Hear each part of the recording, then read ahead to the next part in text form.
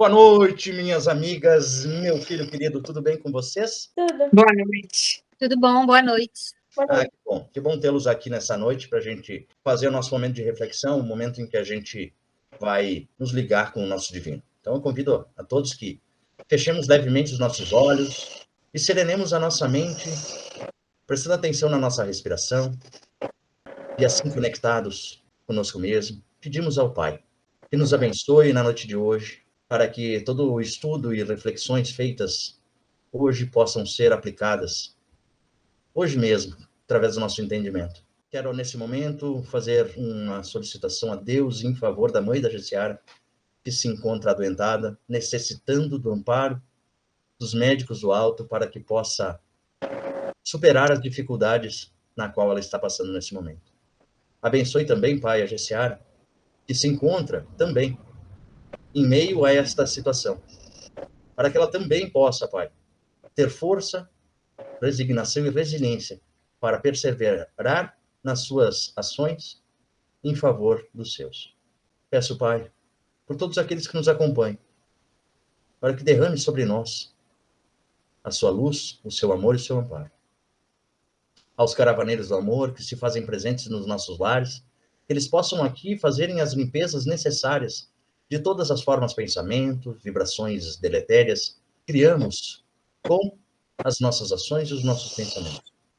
E que se porventura algum irmão ou irmã se encontram atraídos em nossos lares por conta dessas vibrações, que esses irmãos possam ser levados a algum posto de socorro e lá receberem todo o amparo da qual necessitam. Gratidão, Pai, por tudo isso que tem nos dado hoje e todo sempre. Que assim seja. Assim seja. G? Gratidão pela menção aí da minha mãe. Hoje aqui eu até coloquei, ó, a minha água e uma aguinha para ela também, para fluidificar, para que a espiritualidade amiga presente possa intuir o anjo da guarda dela também, né? Porque acaba que ela, pela dor, ela também vai ficando emocionalmente abalada e tudo converge para que fique pior, né? Então, assim, pedir à espiritualidade para que interceda e, na medida do possível, do nosso merecimento, possa nos auxiliar. E agradeço mais uma vez pela menção a ela. Então, vamos dar continuidade ao nosso estudo do capítulo 5. Hoje nós vamos ler o item 21, perda de pessoas amadas e mortes prematuras. Quando a morte ceifa nossas famílias, arrebatando sem restrições os mais moços antes dos mais velhos, costumais dizer: Deus não é justo, pois sacrifica um que está forte e tem grande futuro e conserva os que já viveram longos anos cheios de decepções, pois leva os que são úteis e deixa os que para nada servem, pois despedaça o coração de uma mãe, privando-a da inocente criatura que era toda a sua alegria.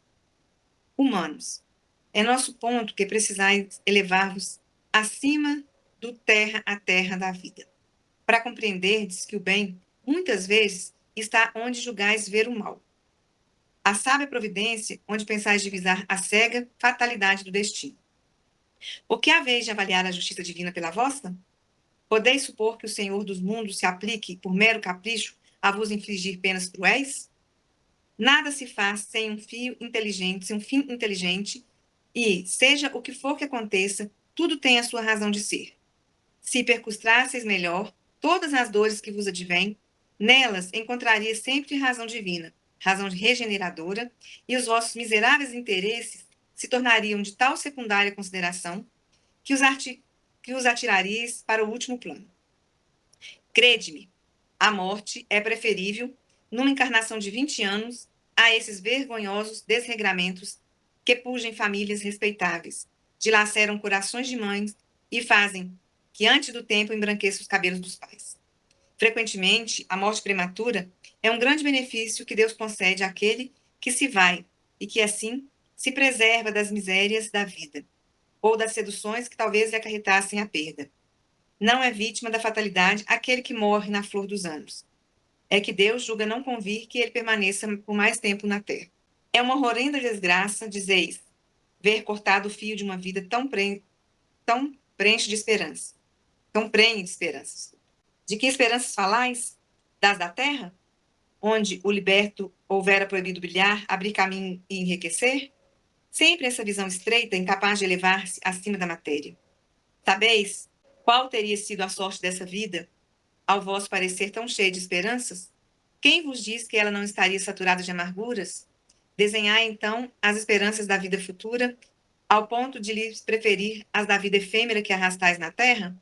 Supondes, então, que mais vale uma posição elevada entre os homens do que entre os espíritos bem-aventurados?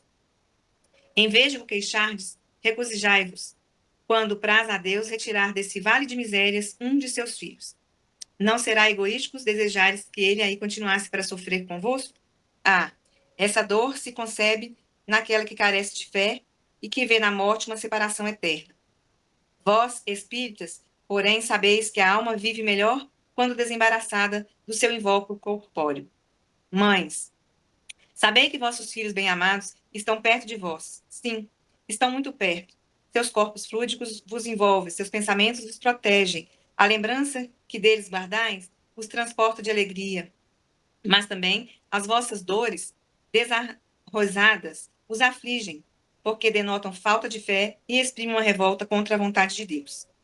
Vós, que compreendeis a vida espiritual, escutai as pulsações do vosso coração a chamar esses entes bem-amados e, se perdirdes a Deus que os abençoe, em vós sentires fortes consolações, dessas que secam as lágrimas. Sentires as criações grandiosas que vos mostrarão o porvir que o soberano Senhor prometeu. Nossa, é muito forte. Pra gente que é mãe, então, é desesperador, mesmo sendo espírita.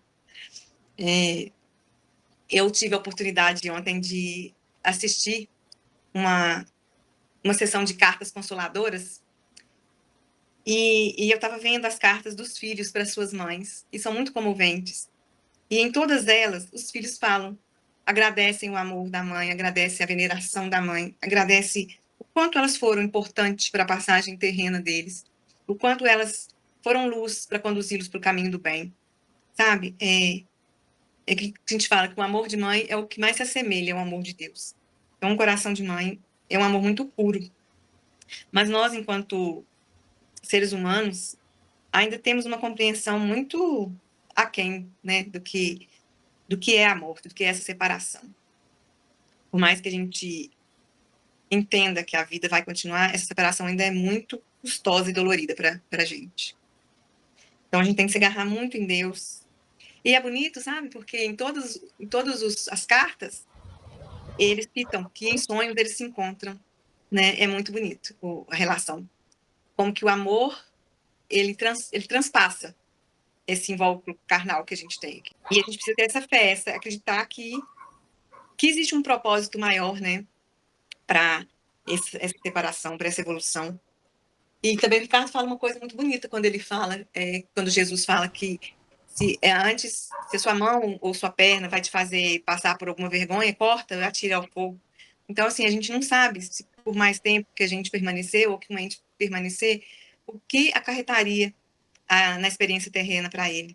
Então, talvez a misericórdia divina tire antes de que ele precisa ser testado ou provado por algo que poderia comprometer não só essa encarnação, mas outras também. A gente tem sempre, por mais difícil que seja a nossa compreensão, ser gratos pelo tempo que a gente pôde conviver e pedir a Deus a nossa serenidade para a gente aceitar as coisas que não podemos mudar. Com certeza, mas eu te digo assim, ó, G, por ter vivido a experiência de ter uma pessoa próxima a mim que perdeu a sua filha com 20 anos de idade, e o que essa mãe sofreu e sofre até hoje por esse afastamento, os períodos em que ela passou revoltada com Deus por não entender os seus desígnios, sabe? Essa dor profunda, né? Porque foge à ordem natural que a gente está acostumado, que é o mais velho. Normalmente a gente foi criado que são os pais que precisam morrer antes dos filhos. Mas essa experiência, sabe, de poder, de ter a perda desse ente, dessa filha, tá? Foi uma experiência extremamente traumática para todos nós que estamos envolvidos em família. Foi duro para ela, está sendo duro para ela, da mesma forma que foi duro para mim. Porque esta menina, a qual veio falecer, eu e ela tínhamos uma afinidade muito grande, sabe? E não tê-la mais perto, corporalmente, fica complicado de administrar. Graças ao bom Deus que nós temos uma visão um pouco mais ampla da vida e sabemos que essa proximidade, ela acontece mesmo quando a gente não está nesse corpo material, né? É como tu falaste, né, Gê? É bom saber que mesmo em sonho, durante o sonho, existe a possibilidade do reencontro. Muitas vezes a gente não lembra, porque não é que não seja permitido a nós nos lembrarmos, mas sim por conta a experiência que fica, a sensação é que é muito mais importante do que propriamente a lembrança do sonho. Porque durante os dias que se passam desse encontro, né, desse momento em que os entes queridos em dimensões diferentes se encontram, nesse período, existe a sensação de que algo bom realmente aconteceu. Nossa, Deus me livre, eu não consigo imaginar passar por uma experiência dessa. Eu já ouvi a minha irmã dizendo o seguinte: Sandro, tu só vai saber o que é a dor de perder um filho quando tu te tornar pai. Tá? E tá aí, ó, tá aqui com a gente nessa noite, esse ser maravilhoso que eu chamo de filho, que me escolheu como para ser o pai dele. Tá? Então, não consigo nem imaginar a minha existência neste momento sem a presença desse garotinho aí. Ana, tu quer fazer... Não entendi. Perguntando a Cláudia se ela quer acrescentar alguma coisa. Isso? Não, vocês já falaram tudo, e é realmente o fortalecimento da nossa fé, como ele coloca aqui, né? Nada se faz sem um fim inteligente, seja o que for que aconteça, tudo tem a sua razão de ser. Por mais que a gente não entenda, e é fácil falar, difícil fazer, né? Quando não é com a gente, é mais fácil a gente consolar o outro, né? Mas quando a coisa é com a gente, toma outra proporção. Então, a gente precisa realmente ir fortalecendo a nossa fé. E também ter a consciência de que o desespero e todo esse sentimento de revolta também atinge a pessoa do outro lado.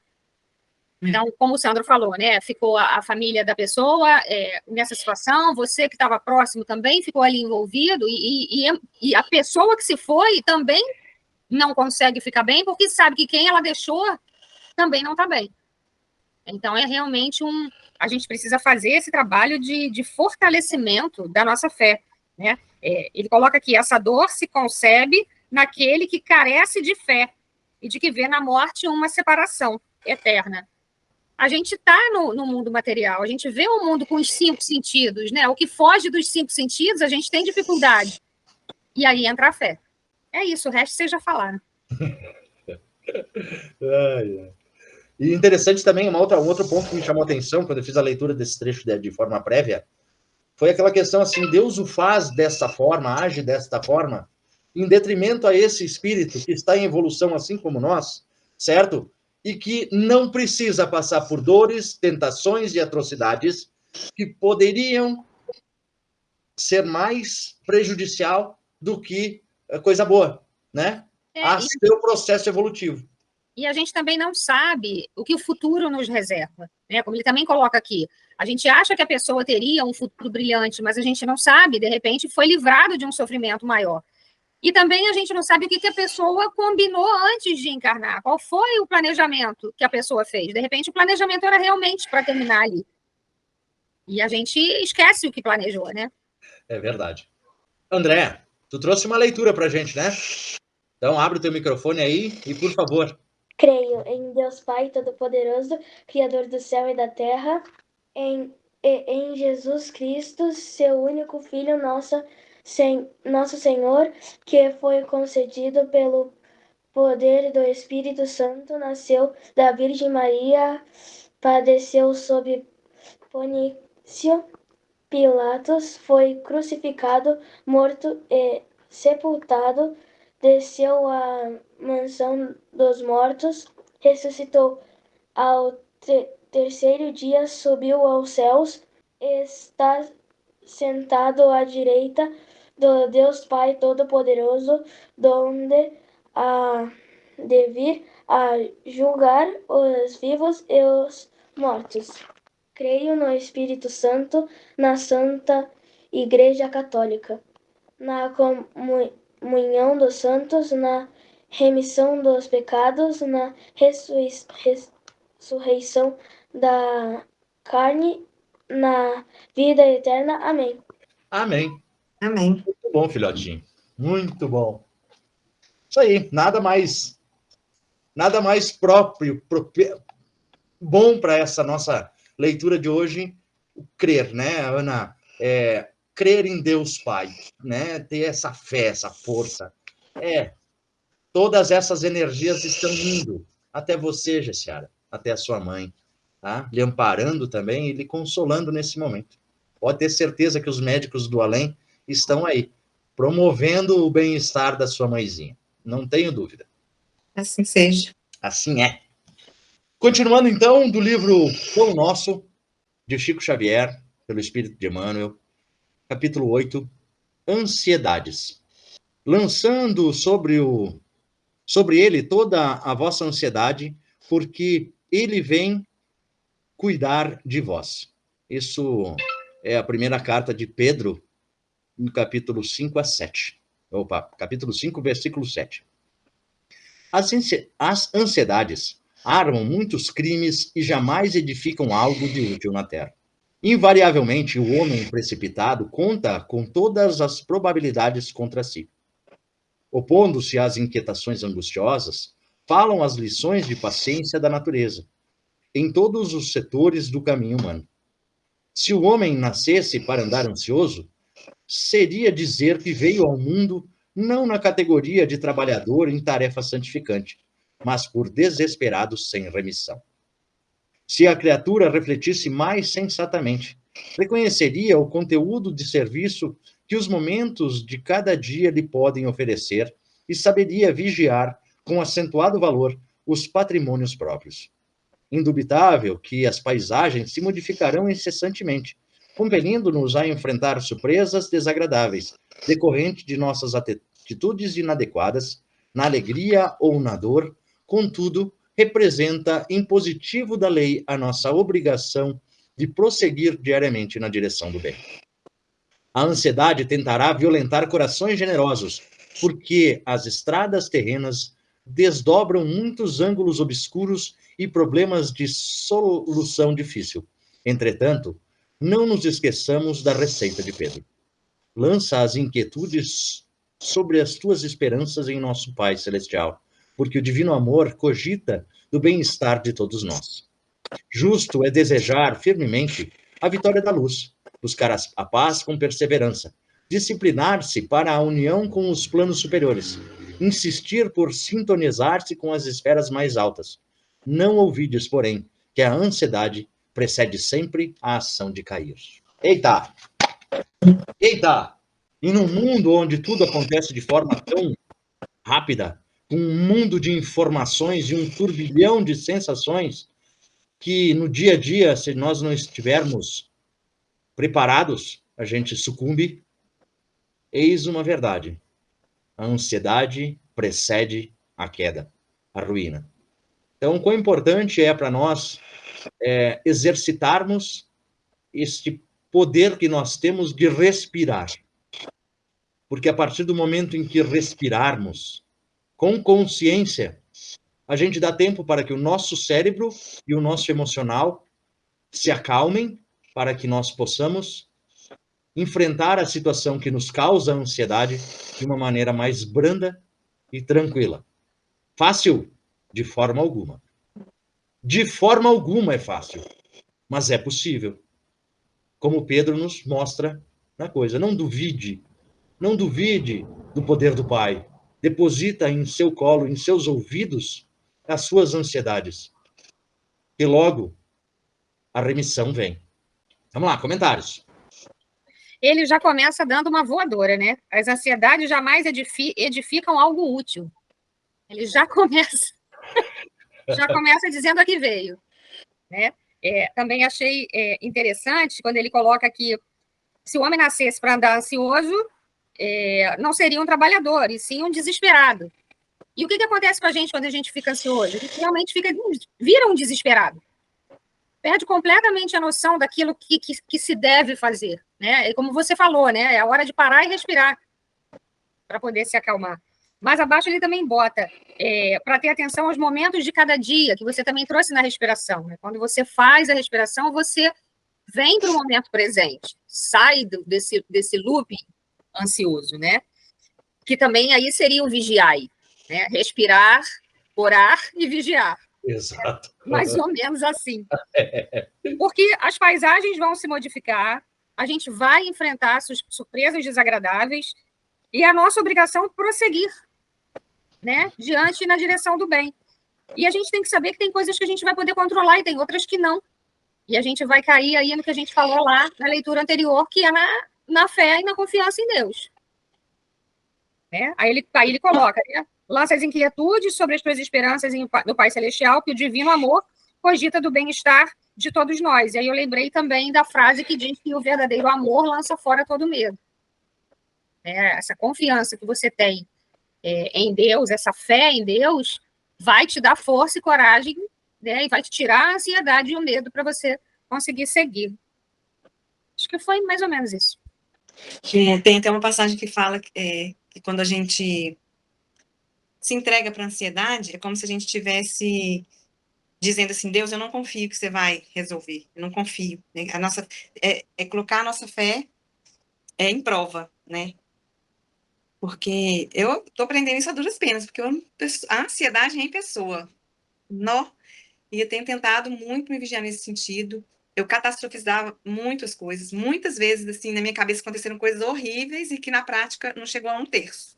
Então, assim, eu sofri demais, eu me desgastei demais. Eu tive conversas fictícias que na hora da conversa real acontecer, eu fiquei assim, oi? Era só isso? E quanto neurônio você queimou, né? À toa. Porque né, o nosso cérebro não faz a diferença do real para o imaginário. Então, no teu imaginário tudo era real, você atacou aí seu corpo com substâncias nocivas, né? E não era nada, no final não deu em nada, né? Mas a gente faz isso, eu estou falando de você, mas eu também faço esse tipo de coisa. Eu também, às vezes, penso, vai acontecer isso, aquilo, e aí perco o sono, porque aquilo vai acontecer no dia seguinte. Não aconteceu nada daquilo.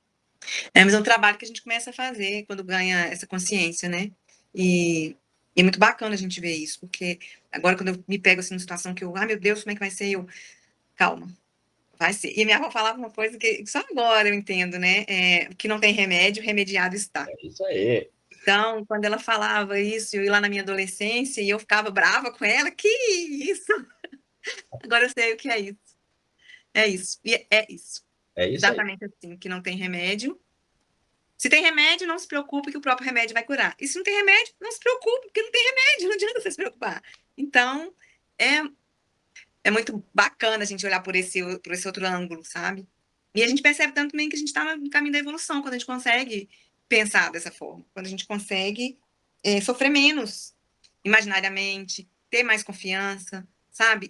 Se entregar mais no colo de Deus, colocar as nossas aflições nele, pedir ajuda, ter mais humildade de falar, Senhor, eu não dou conta, me ajuda, me ampara. Então, isso é muito bom, a gente se sentir amparado, se sentir no colo de Deus, se sentir realmente um filho de Deus, é muito bom. E quando tu faz, desculpa, Ana, quando tu faz essa ação de pedir ajuda, imediatamente,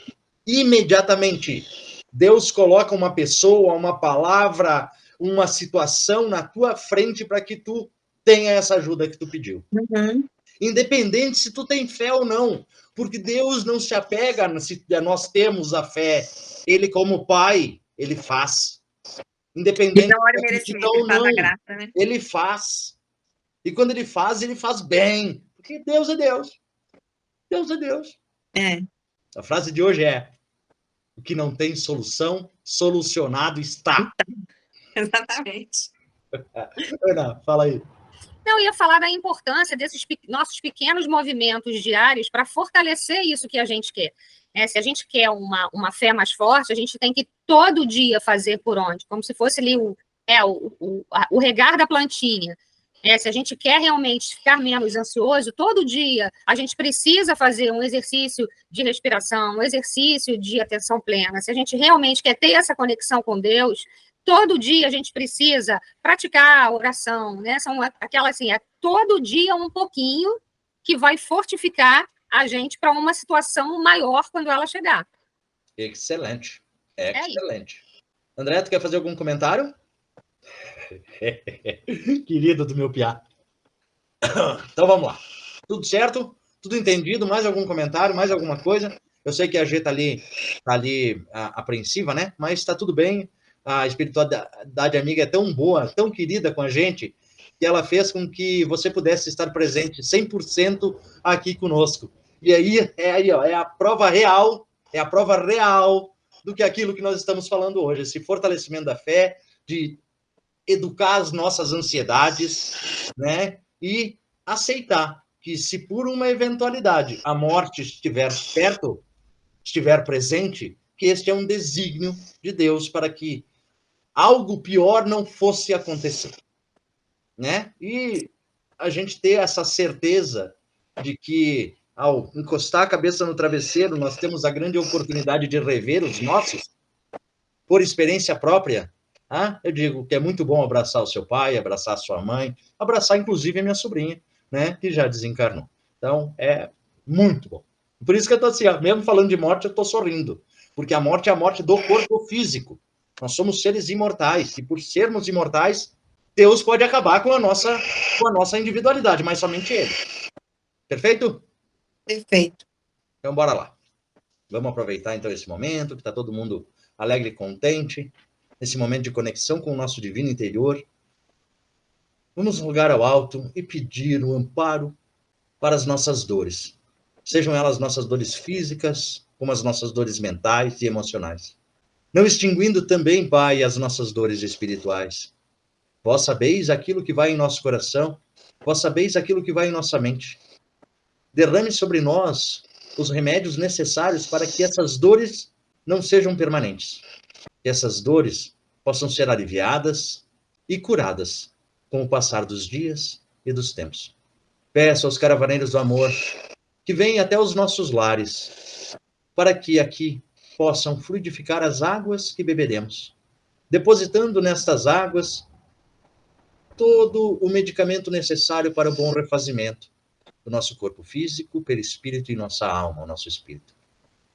Abençoe, Pai, a todas aquelas mães que perderam os seus filhos, a todos os seus filhos que perderam os seus pais, a todas as pessoas que se afastaram momentaneamente, corporeamente, de seus entes queridos.